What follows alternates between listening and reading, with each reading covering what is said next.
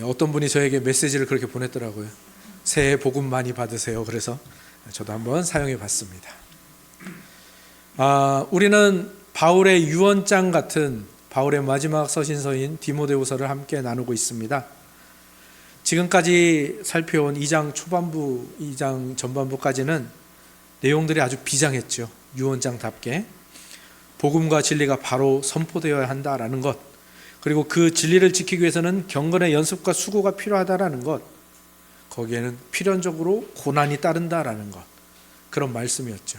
그리고 그 고난을 우리가 이겨서 그 경건의 연습을 하면서 복음이 지켜지게 하기 위해서 우리에게 어떤 힘이 필요한데, 어떤 그 힘의 근원이 필요한데, 그 힘의 근원이 바로 우리가 예수 그리스도의 피로 사신 존재라는 것, 쉬운 말로 예수님짜리 인생이라는 것, 그리고 지난주에 우리가 함께 나눈 것처럼 예수님이 두 가지 도장을 딱 찍어주셨다고 했죠. 너는 내 아들이라라는 도장과 함께 그 하나님의 아들, 하나님의 사람, 하나님의 백성은 불의에서 떠난다라는 것. 그래서 이 두 가지가 무엇을 우리에게 말해준다고 했습니까? 율법 폐기, 율법은 없다 하면서 이렇게 방종하는 것을 버리게 하고요. 율법주의, 너 왜 이렇게 못 살아 하는 정죄에서 벗어나서 은혜의 복음으로 가게 해준다고 우리가 함께 나누었죠. 그런데 오늘 본문을 보면 이제 바울의 어조가 조금 달라집니다. 물론 앞선 내용의 그 흐름이 이어지지만 오늘 새로운 비유를 하나 말해줍니다. 그것은 바로 그릇에 대한 이야기죠.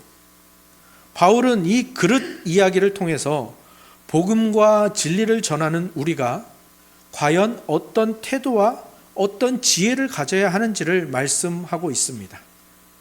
그래서 오늘 우리는 이 말씀을 통해서 바울이 지적하고 있는 우리가 잃어버린 것은 무엇인가, 우리가 반드시 갖춰야 되는데 잃어버린 것은 무엇인가, 그리고 바울이 디모데에게 또 우리에게, 또 우리가 우리의 다음 세대에게 남겨주어야 하는 신앙의 진짜 유산은 무엇인가를 함께 살펴보려고 합니다.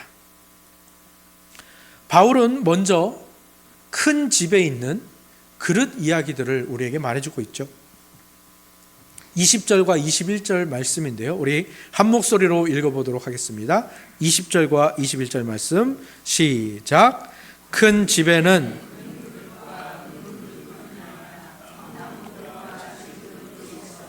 귀하게 쓰는 것도 있고 천하게 쓰는 것도 있나니 그러므로 누구든지 자기를 깨끗하게 하면 귀히 쓰는 그릇이 되어 거룩하고 주인의 쓰심에 합당하며 모든 선한 일에 준비함이 되리라. 아멘. 지금 바울은요, 이 이야기를 하면서 뭔가를 상상하게 만드는 겁니다. 어떤 장면을. 그 장면이 뭡니까? 큰 집이 있습니다.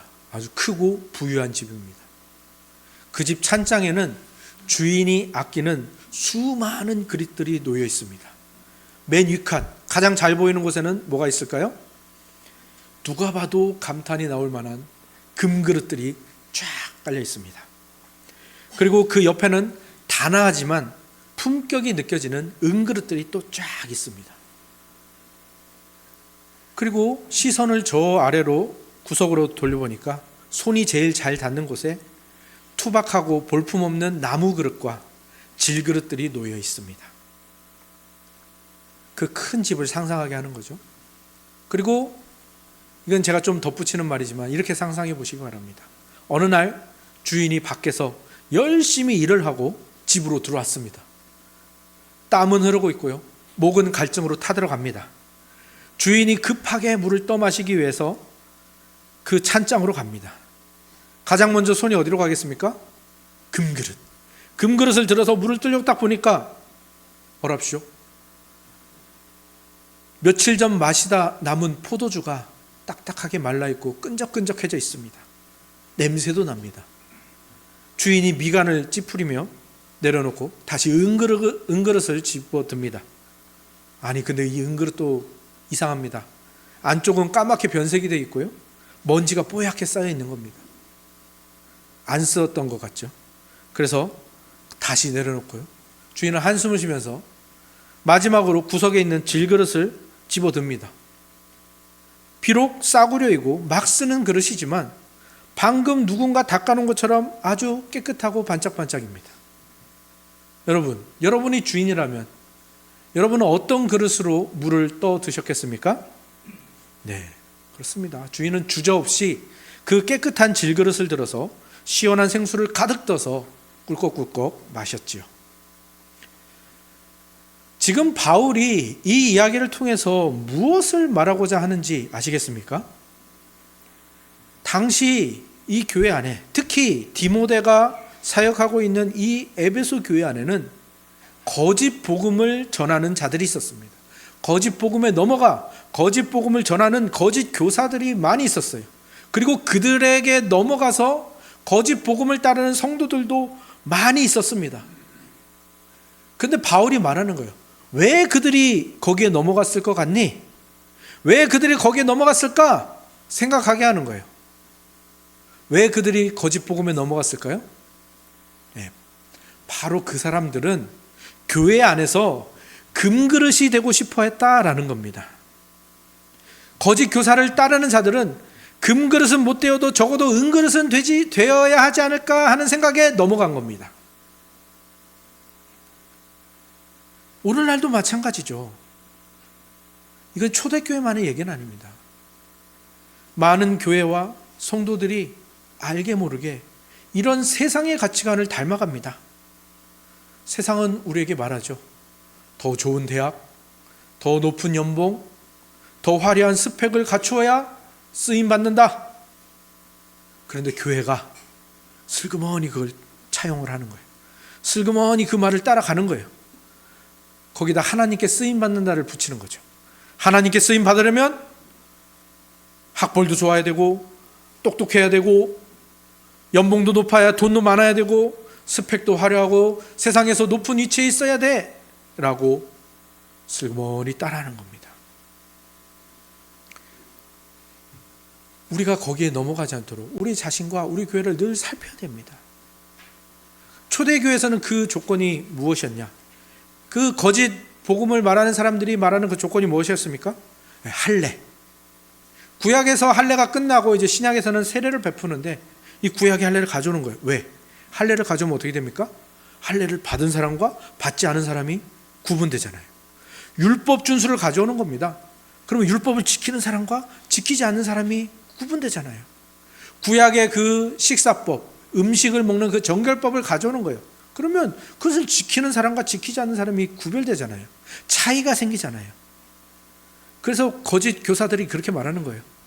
나는 할례 받았지, 율법도 지키지, 구약에서 말한 것처럼 이 음식 정결법 다 지키지, 그러니 나는 금그릇이야.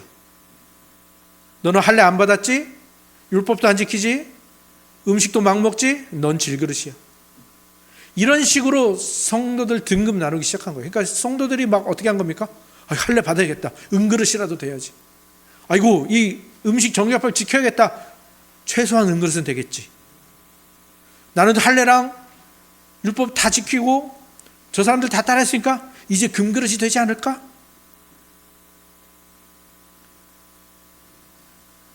지금도 세상은 그릇의 재료를 중요하게 여깁니다.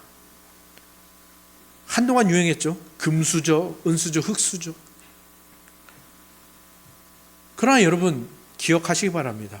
오늘 바울이 이 비유를 통해서 우리에게 말하는 것은 무엇입니까? 하나님은 그릇의 재료를 보지 않으신다라는 겁니다. 하나님은 그릇의 상태를 보고 계시죠.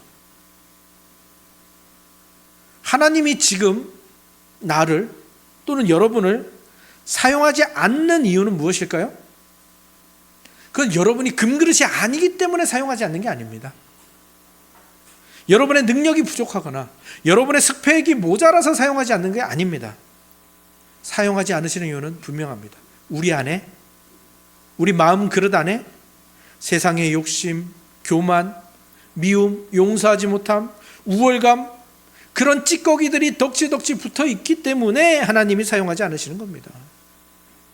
아무리 금으로 만든 금그릇이라 할지라도, 아무리 화려한 그리고 아무리 비싼 은그릇이라 할지라도 더러우면 장식장에 진열될지는 몰라도 주인의 갈증을 채우는 그 도구로는 쓰임 받을 수 없다라는 것을 바울이 말하고 있는 것이죠. 그러면서 바울이 덧붙이는 겁니다. 반면에 우리가 깨지기 쉬운 질그릇처럼 연약하다 할지라도 깨끗하게 씻겨 있다면, 깨끗하게 관리되어 있다면 우리는 하나님의 손에 붙들려서 가장 귀하게 쓰임받는 존재가 될 것이다 라고 말하고 있는 것입니다. 바울은 지금 이 비유를 통해서 우리가 잃어버리고 있는 것은 무엇인가를 짚어주고 있는 거예요. 바울이 지금 무엇을 이야기합니까? 지금 교회 안에 세상의 성공 방식, 세상의 경영 기법, 세상의 마케팅 전략이 들어와서 금그릇 되는 법을 가르치고 있다는 거예요. 이거는 에베소도 교회도 그랬고 오늘날 우리의 교회도 그러한 겁니다. 우리가 거기에 속아 넘어가고 있다니까요. 나는 늙어서 안 돼. 나는 지혜가 없어서 안 돼. 나는 학벌이 안 돼서 안 돼. 그건 다 지금 뭐 하고 있는 거예요? 하나님의 집에 속해 있으면서도 세상 집 규칙을 따르고 있는 겁니다. 하나님 나라에서 살면서 세상의 법을, 다른 나라의 법을 따르고 있는 겁니다. 그럼 어떻게 됩니까? 그 나라에서 살지 못하고 추방당하게 되어 있습니다. 그러니까 우리가 그러한 모순에 빠져 있지 않은지 우리는 늘 우리 자신을 점검해야 됩니다. 바울이 오늘 이 말씀을 디모데와 우리에게 주는 이유는 바로 그것을 점검하라는 겁니다. 그리고 우리가 잃어버린 것이 무엇인지를 분명히 알아야 우리가 가장 선하고 좋은 것을 우리 다음 세대에 신앙의 유산으로 물려줄 수 있다라는 겁니다. 그러니까 바울이 지금 디모데에게 물려주고 싶었던 그 유산이 무엇인지 우리가 오늘 본문을 통해서 알아가고 우리도 그것을 남겨주어야 한다는 것이죠. 그러면 바울이 디모데에게 남기고 싶었던 유산, 그리고 우리에게도 남기게 하고 싶어하는 그 유산은 무엇입니까? 첫 번째로 바로 이 비유를 통해서 우리가 알게 된 정결함입니다. 우리는 자녀들에게 능력이 아닌 정결함을 유산으로 물려주어야 합니다. 우리는 그냥 무의식적으로 자녀들에게 뭐라고 이야기하냐면 너 공부 잘해야 돼. 너 그래서 성공해야 돼. 너 그래서 취직 잘하고 결혼 잘해야 돼. 이렇게 성공한 사람이 되라는 것을 자꾸 강요합니다. 근데 이거는 전혀 성경적이지 않은 것이죠. 자녀들에게 성공한 사람이 되라고 가르치기보다는 깨끗한 사람이 되라, 거룩한 사람이 되라, 정직한 사람이 되라 라고 가르치라는 것입니다. 지금 바울이 디모데에게 물려주고 싶은 유산이 그것입니다. 바울은 계속해서 말하는 거예요. 하나님이 금그릇이 없어서 쩔쩔매시는 분이 아니라는 거예요. 능력 있는 자가 없어서 쩔쩔매시는 분이 아니라는 겁니다. 하나님은 누굴 찾으시는 겁니까?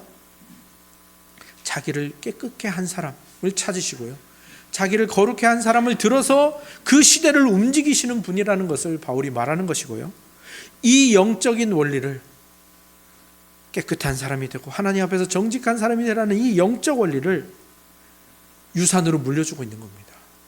바라기는 오늘 여기 모인 모든 분들도 이 영적 원리, 깨끗한 사람이 되라, 하나님 앞에 정직하고 거룩한 사람이 되라라는 이 원리를 갑오처럼 물려주시는 저와 여러분이 되시기를 축원합니다.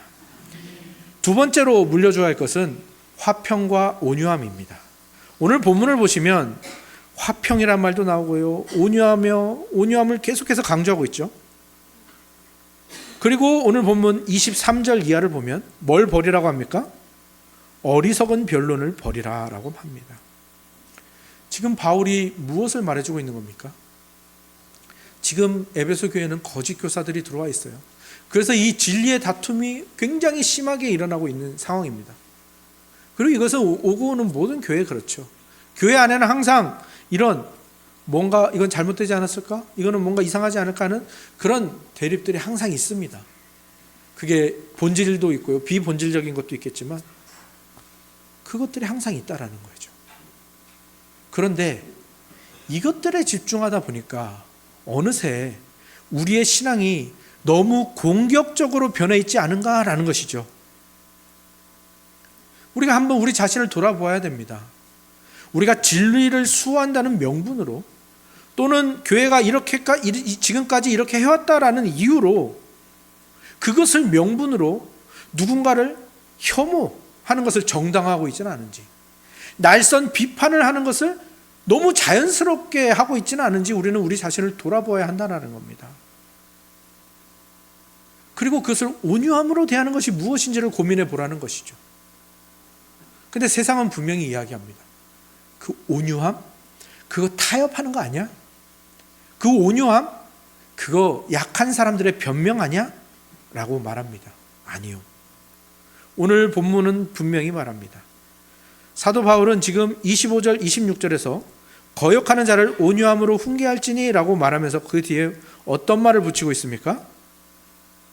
혹 하나님이 그들에게 회개함을 주사 진리를 알게 하실까? 또 그들로 깨어 마귀의 올무에서 벗어나 하나님께 사로잡힌 자 되어 그 뜻을 따르게 하실까?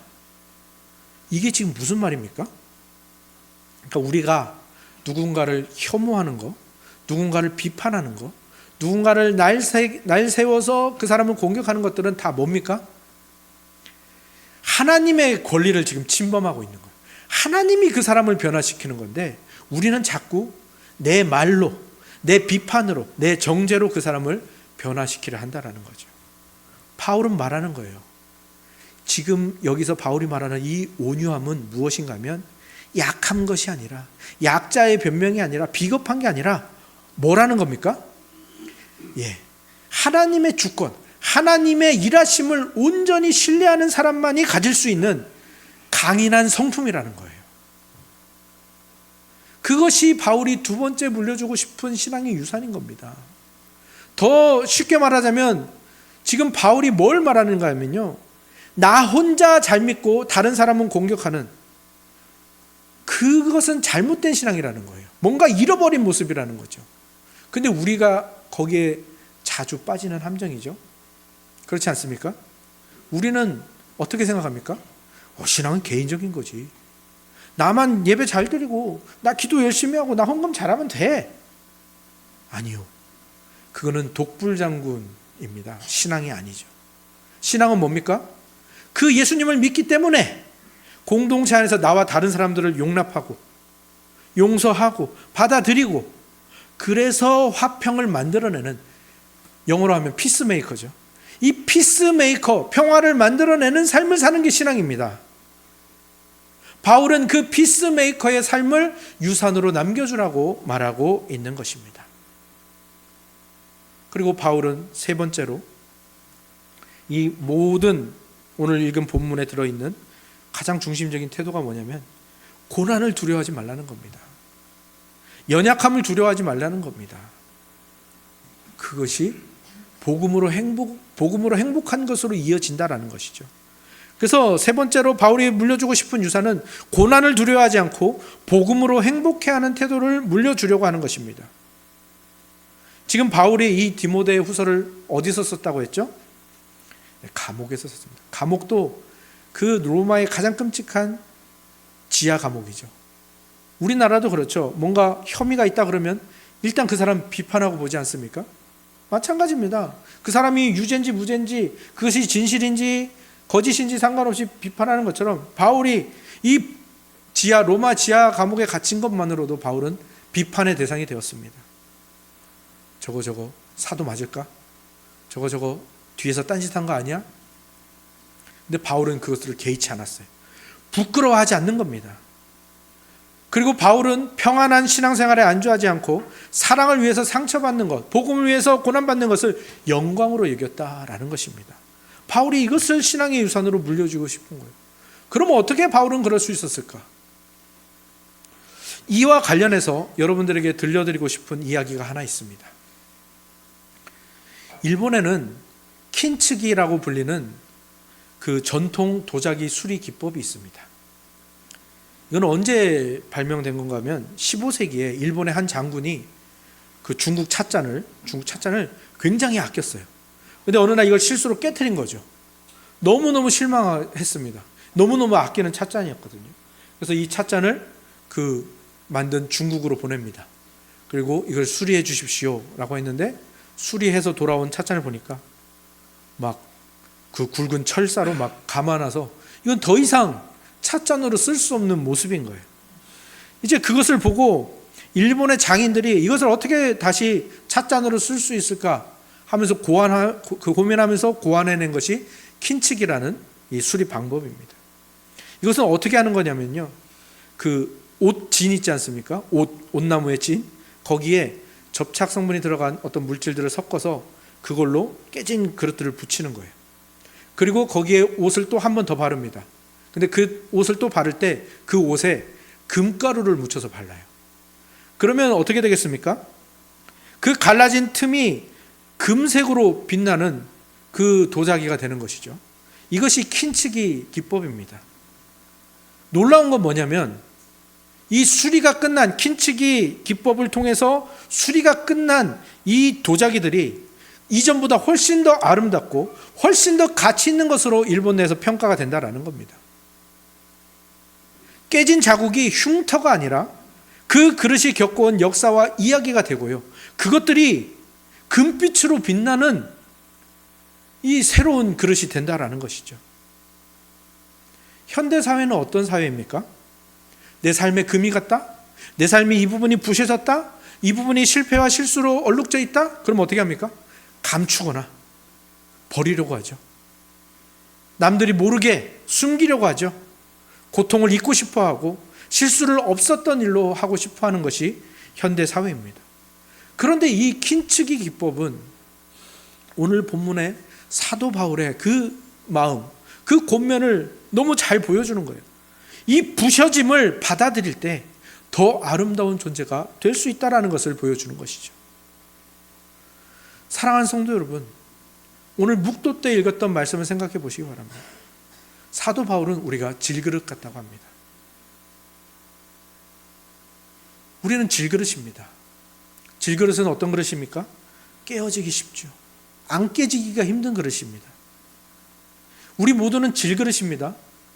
근데 여러분, 혹시 여러분 중에 자신이 너무 많이 부셔지고 너무 많이 상처가 많아서 회복이 불가능하다고 느끼시는 분들 계십니까? 여러분, 걱정하지 마십시오. 우리 예수님은요, 그 부서진 사람들, 상처 입은 사람들을 다시 온전하게, 아니 더 아름답고 더 가치 있는 존재로 만드실 수 있는 최고의 장인이십니다. 예수님은 우리의 깨진 틈을 당신의 보혈로 메우십니다. 우리가 주님 안에 있을 때 그 일들이 일어납니다. 우리가 주님 안에 있으면 우리의 상처, 우리의 부셔진 거, 우리가 이 귀가 나간 거, 이것들은 다 뭡니까? 수치스러운 흉터가 아니라 하나님의 은혜가 머문 영광스러운 흔적이 되는 것입니다.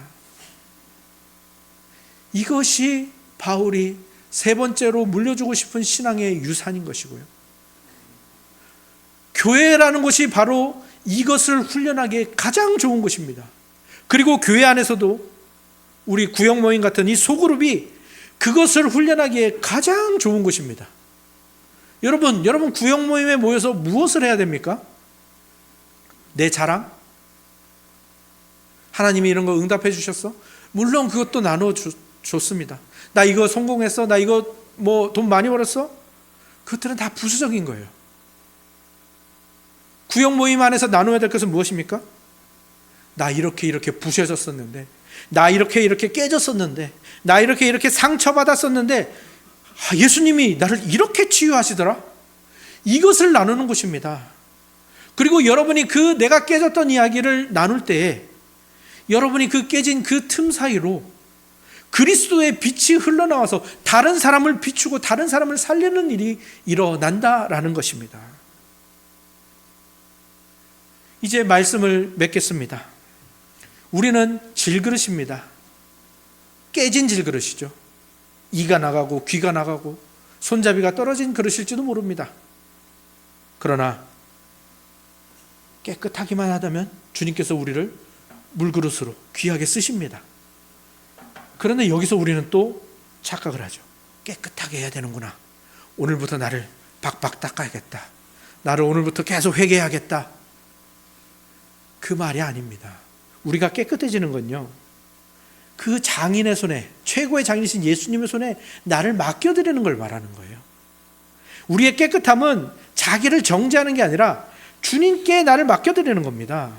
우리의 깨끗함은요, 내가 빡빡 닦아서, 내가 정죄하고 내가 회개해서 되는 게 아니라 나를 위해서 십자가에서 자신을 깨트리신 예수 그리스도의 보혈로만 가능하다라는 것을 기억하시기 바랍니다.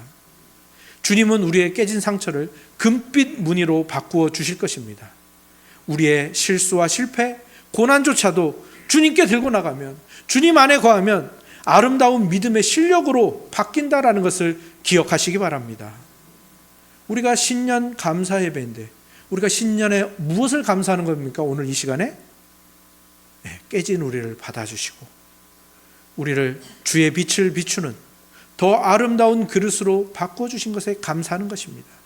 이 놀라운 신비를 맛보시고 여러분의 실력으로 삼으시고 그리고 여러분의 평소 모습이 되어 여러분들의 자녀에게 그리고 우리의 다음 세대에게 이 아름다운 회복의 이야기를 유산으로 물려주시는 천은 공동체가 되시기를 주님의 이름으로 축원합니다. 아멘.